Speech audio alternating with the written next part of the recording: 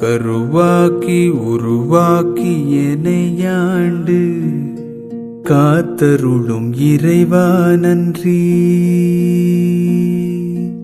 எங்கும் நிறைந்தோனே எல்லை இலாதானே, எங்கேயும் எப்போதும் என் குலம் காப்பவனே.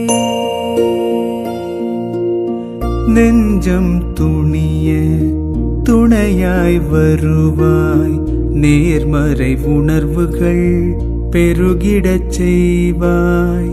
உடலில் உறுதியை பெரிதாய் தருவாய், உனை உணரும் அறிவை என்னுள்ளருள்வாய்.